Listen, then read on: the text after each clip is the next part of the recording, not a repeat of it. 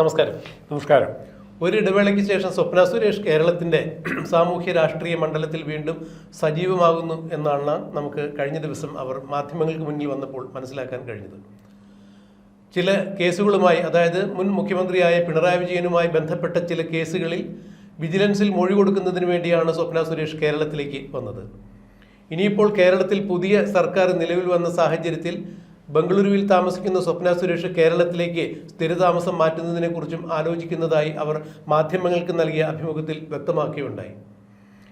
ചില ഞെട്ടിക്കുന്ന വസ്തുതകൾ തന്നെയാണ് സ്വപ്ന സുരേഷ് തുറന്നു പറഞ്ഞത്. അതായത്, മുൻ മുഖ്യമന്ത്രിയായ പിണറായി വിജയൻ നമ്മൾ പറഞ്ഞു കേട്ടതുപോലെയൊന്നുമല്ല, പശ്ചിമേഷ്യയിലും യൂറോപ്പിലും US-ലുമായി പിണറായി വിജയന് നിക്ഷേപങ്ങളുണ്ട്, അവിടെയെല്ലാം ബിസിനസ് വ്യാപാര ബന്ധങ്ങളുണ്ട് എന്ന് പറയുമ്പോൾ ഇതുവരെ പറഞ്ഞു കേട്ടതെല്ലാം ഒരു മഞ്ഞുമലയുടെ അറ്റം മാത്രമാണ്. പിണറായി വിജയൻ എന്ന് പറഞ്ഞാൽ യഥാർത്ഥത്തിൽ ഒരു ഡോൺ തന്നെയാണ് എന്ന് സ്വപ്ന സുരേഷ് മാധ്യമങ്ങൾക്ക് മുന്നിൽ തുറന്നടിച്ചിരിക്കുന്നു. ഇതിൽ പല ഇടപാടുകൾക്കും പിണറായി വിജയനോടൊപ്പം താനും യാത്ര ചെയ്തിട്ടുണ്ട് എന്ന് സ്വപ്ന സുരേഷ് പറയുമ്പോൾ, തന്നെ ഇത്തരം പണികൾ പഠിപ്പിച്ചതും ഇതിനുവേണ്ടി സജ്ജമാക്കിയതും പിണറായി വിജയൻ്റെ ഓഫീസ് തന്നെയായിരുന്നു. N. ശിവശങ്കരൻ എന്ന് പറയുന്ന മുൻ മുഖ്യമന്ത്രിയായിരുന്ന പിണറായി വിജയൻ്റെ പ്രിൻസിപ്പൽ സെക്രട്ടറി ആയിരുന്ന N. ശിവശങ്കർ ഇപ്പോഴും പിണറായി വിജയൻ ഒത്താശ ചെയ്തു കൊടുക്കുന്നുണ്ട്, പല കുറിപ്പുകളും നൽകുന്നുണ്ട്, സാമ്പത്തിക ഇടപാടുകളിൽ കൃത്യമായ ഉപദേശം നൽകുന്നതും N. ശിവശങ്കരൻ തന്നെയാണ് എന്നാണ് സ്വപ്ന പറഞ്ഞത്. മാത്രമല്ല, മുഖ്യമന്ത്രി എന്ന രീതിയിൽ പിണറായി വിജയൻ എവിടെയെങ്കിലുമൊക്കെ പുറത്ത് യാത്ര പോകുമ്പോൾ US പ്രസിഡന്റുമാർ അവരോടൊപ്പം അവരുടെ ഭാര്യമാരെ കൊണ്ടുപോകുന്നത് പോലെയാണ് മുഖ്യമന്ത്രിയായിരുന്ന പിണറായി വിജയൻ തൻ്റെ ഭാര്യയായ കമലാ വിജയനെ ഒപ്പം കൂട്ടുന്നത്. എന്നാൽ പിണറായി വിജയനെ സംബന്ധിച്ചിടത്തോളം പിണറായി വിജയൻ്റെ യാത്രകളിലും കുടുംബത്തിനുമെല്ലാം പ്രാധാന്യം ഉണ്ടായിരുന്നത് മകനല്ല, മകൾക്കായിരുന്നു. മകൾക്കും കൊച്ചുമകനുമായിരുന്നു പ്രാധാന്യം ഉണ്ടായിരുന്നത്. പിണറായി വിജയൻ്റെ എല്ലാ തരത്തിലുള്ള ബിസിനസ് ഡീലുകളും കൈകാര്യം ചെയ്തിരുന്നത്, എല്ലാം പറഞ്ഞുറപ്പിച്ചിരുന്നത് കമലാ വിജയനാണ് എന്നുകൂടി സ്വപ്ന സുരേഷ് പറഞ്ഞു വയ്ക്കുന്നു. നമ്മൾ പറഞ്ഞു കേട്ടതിലപ്പുറത്തേക്ക് ശതകോടികളുടെ എന്നുള്ളതായിരുന്നു പിണറായി വിജയൻ്റെ നിക്ഷേപം. അതല്ല, ശതകോടികൾ മാറി സഹസ്ര കോടികൾ മാറി അത് ലക്ഷം കോടിയിലേക്ക് വരെ വ്യാപിക്കുന്ന തരത്തിലുള്ള ബിസിനസ് സാമ്രാജ്യത്തിന് ഉടമയാണ് പിണറായി വിജയൻ എന്ന് സ്വപ്ന സുരേഷ് പറയുമ്പോൾ, സ്വപ്ന സുരേഷ് നേരത്തെയും ഇത്തരം കാര്യം പറഞ്ഞിട്ടുണ്ടായിരുന്നു. ഞാൻ തെറ്റുകാരി തന്നെയാണ്, ഞാൻ വിശുദ്ധയല്ല, എന്നാൽ എന്നെ ഇതിലേക്ക് ഇറക്കിയത് ഈ ഒരു സംഘമാണ് എന്നുകൂടി സ്വപ്ന സുരേഷ് തീർത്ത് പറയുന്നു. മാറിയ സാഹചര്യത്തിൽ VD സതീശൻ സർക്കാർ നിലവിൽ വന്നപ്പോൾ കേരളത്തിലേക്ക് നിർഭയത്വത്തോടുകൂടി താമസിക്കാനാകുമെന്ന് പ്രതീക്ഷിക്കുന്നു. എന്നാൽ ഭരണത്തിലിരിക്കുന്ന പിണറായി വിജയനേക്കാൾ അപകടകാരിയാണ് ഒരു ഗുണ്ടാ സംഘത്തിൻ്റെ നേതാവായ പിണറായി വിജയൻ. അതുകൊണ്ട് കേരളത്തിൽ താൻ സുരക്ഷിതയായിരിക്കുമോ എന്നുള്ളതും തനിക്ക് അറിയില്ല എന്നുകൂടി സ്വപ്ന സുരേഷ് ചേർത്ത് പറയുന്നു. എങ്ങനെയാണ് സാർ ഇതിനെ നോക്കിക്കാണുന്നത്? പ്രദീപിൻ്റെ സ്വപ്ന സുരേഷിൻ്റെ വിലയിരുത്തൽ, അവരുടെ പേടികൾ, ഭയങ്ങളൊക്കെ നമുക്ക് മനസ്സിലാക്കാൻ പറ്റും. ഇത് പിണറായി വിജയനെ മാത്രമല്ല അവരുന്നം വയ്ക്കുന്നത്. ഇത്രയും സമ്പത്ത് കൊള്ളയടിച്ചുണ്ടാക്കാൻ പറ്റിയിട്ടുണ്ടെങ്കിൽ, പിണറായി വിജയനും അദ്ദേഹത്തിൻ്റെ കൂട്ടാളികൾക്കും പറ്റിയിട്ടുണ്ടെങ്കിൽ, ഉറപ്പായിട്ടും സ്വപ്ന സുരേഷിൻ്റെ കുറ്റപ്പെടുത്തലുകളുടെ വ്യാപ്തി അത് മോഡിയുടെ ഓഫീസിലും വരെ ചെല്ലും. 1,00,000 കോടി അല്ല 50,000 കോടിയൊക്കെ സമ്പാദിക്കുക എന്ന് പറഞ്ഞാൽ തെറ്റായ മാർഗത്തിലാണ് മണി ലോണ്ടറിങ്ങും വേണ്ടി വരും. ഇത്രയും മോഡിക്ക് അറിയാമായിരുന്നു പിണറായി വിജയൻ ഇങ്ങനെ ചെയ്യുന്ന ആളാണ്.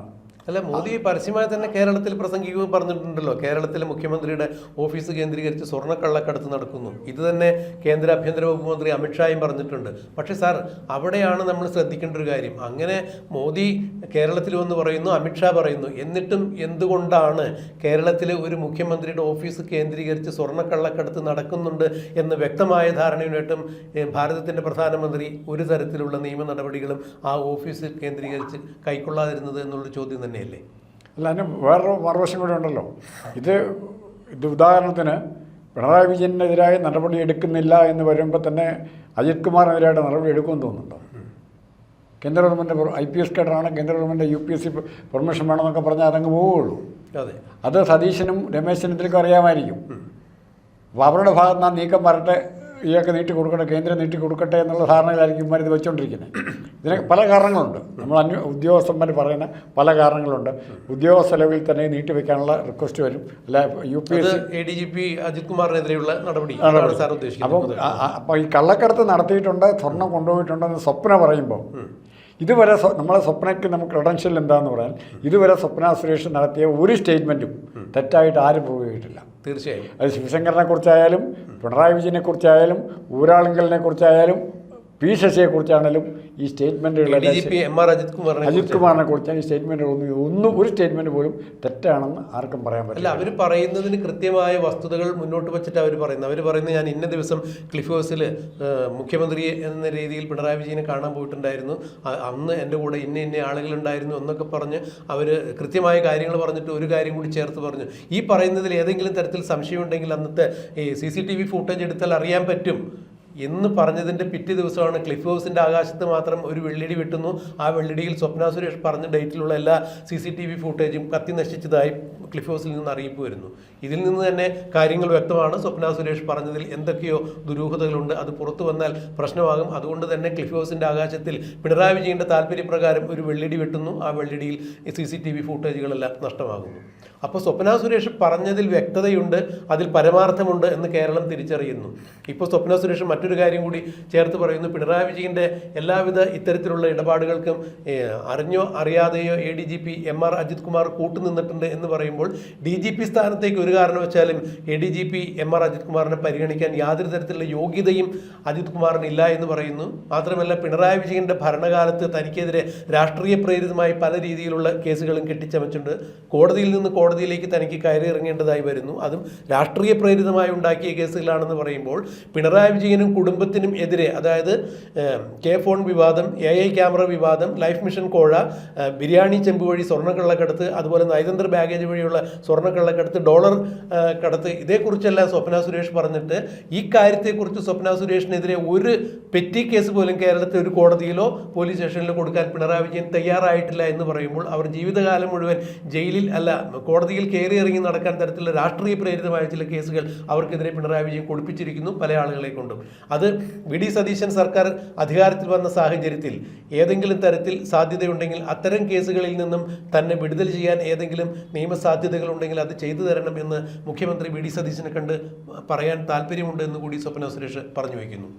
ഇവിടെ വാർത്തകൾ നമ്മുടെ മാധ്യമങ്ങളുടെ സ്വഭാവം, ഇപ്പോൾ പിണറായി വിജയനെതിരായി വരാൻ സാധ്യതയുള്ള വാർത്തകളെല്ലാം എങ്ങനെയാണ് ഇവിടുത്തെ മാധ്യമങ്ങൾ റിപ്പോർട്ടർ ചാനൽ മാത്രമല്ല, കൈരളി മാത്രമല്ല, മറ്റ് പല ചാനലുകൾ സത്യം പറയുമ്പോൾ തന്നെ അവരുടെ റിപ്പോർട്ടർമാർ വേറെയുണ്ട്.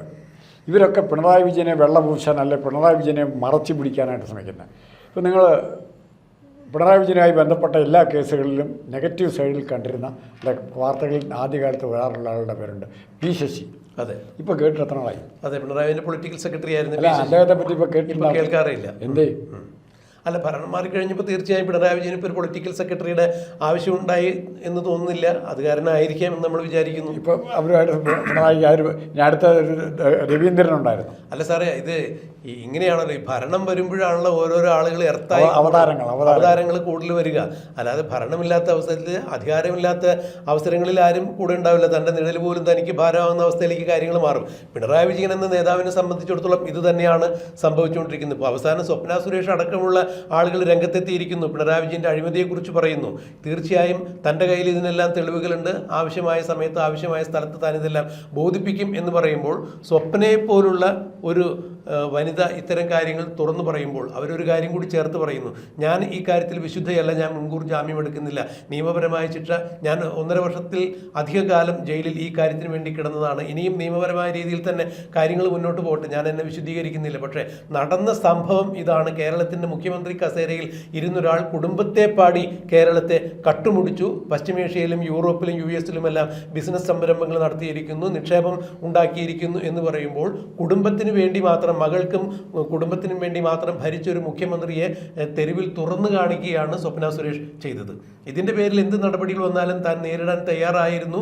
തനിക്ക് കുടുംബം ഒരുമിച്ച്, തൻ്റെ കുട്ടികളും ഒരുമിച്ച് കേരളത്തിൽ ജീവിക്കാൻ പറ്റാത്ത അത്ര രീതിയിൽ സുരക്ഷാ പ്രശ്നങ്ങൾ ഉണ്ടായപ്പോഴാണ് താൻ ഇവിടെ നിന്ന് ബംഗളൂരുവിലേക്ക് പോയത് എന്നുകൂടി സ്വപ്ന സുരേഷ് എടുത്തു പറയുന്നു. അപ്പോൾ ഒരു സ്ത്രീയുടെ അതിജീവനത്തിൻ്റെ വിഫലതകൾ കൂടി ഈ ഒരു തുറന്നു പറച്ചിലുണ്ട് എന്ന് വേണം മനസ്സിലാക്കാൻ. തീർച്ചയായും മാറിയ സാഹചര്യത്തിൽ, പുതിയ സർക്കാർ നിലവിൽ വന്ന സാഹചര്യത്തിൽ തനിക്ക് ഒരു വനിത എന്ന രീതിയിൽ തനിക്ക് ഏതെങ്കിലും തരത്തിൽ നിയമപരമായ സുരക്ഷ ഒരുക്കാൻ VD സതീശൻ സർക്കാരിനാകുമോ എന്നും അവർ ആകുലപ്പെടുന്നുണ്ട്. ഒരു കാര്യം അവർ അടിയുവരെ ഇട്ട് പറയുന്നു, പിണറായി വിജയൻ എന്ന നേതാവിൻ്റെ ഇത്തരം ബിസിനസ് സംരംഭങ്ങളുമായി ബന്ധപ്പെട്ട് ബിസിനസ് ഡീലുകൾ പറഞ്ഞുറപ്പിച്ചിരുന്നത് കമലാ മേഡം തന്നെയായിരുന്നു എന്ന് പറയുമ്പോൾ പിണറായി വിജയൻ്റെ വീടുമായി ബന്ധപ്പെട്ട് ആരൊക്കെ പിണറായി വിജയനോട് ചേർന്ന് നിന്നിട്ടുണ്ടോ അവർക്കെല്ലാവർക്കും പിണറായി വിജയൻ നടത്തിയ അഴിമതിയിൽ നേരിട്ട് പങ്കുണ്ട് എന്ന് തന്നെയാണ് സ്വപ്ന സുരേഷ് പറഞ്ഞു വയ്ക്കുന്നത്. അല്ല, ഇതിൻ്റെ അന്വേഷണം എവിടെ എത്തും നമുക്കറിയാൻ പറ്റില്ല. അന്വേഷണം മുന്നോട്ട് പോകുമെന്നറിയത്തില്ല. പക്ഷേ ഒന്നുണ്ട്, സ്വപ്ന സുരേഷിൽ തുടങ്ങി പിണറായി വിജയൻ്റെ അവസാനിക്കുന്ന ഒരു കേസായിട്ട് ഇത് മാറുമോ? തീർച്ചയായും അത് ഇനിയും ഇച്ഛാശക്തിയുള്ളൊരു സർക്കാരാണ് വി ഡി സതീശൻ്റെ സർക്കാർ എന്നുള്ളതാണ് ജനം പ്രതീക്ഷ അർപ്പിക്കുന്നത്. അങ്ങനെയെങ്കിൽ സ്വപ്ന സുരേഷ് പറഞ്ഞ കാതലായ വിഷയങ്ങളിൽ, തെളിവുള്ള വിഷയങ്ങളിൽ വി ഡി സതീശൻ സർക്കാർ ഏതുവരെ മുന്നോട്ട് പോകും, അന്വേഷണം എവിടെ വരെ എത്തും, ഏതൊക്കെ പ്രതികൾ മാതൃകാപരമായി ശിക്ഷിക്കപ്പെടും എന്നുള്ളതെല്ലാം നമുക്കും കണ്ടറിയാം, കാത്തിരിക്കാം.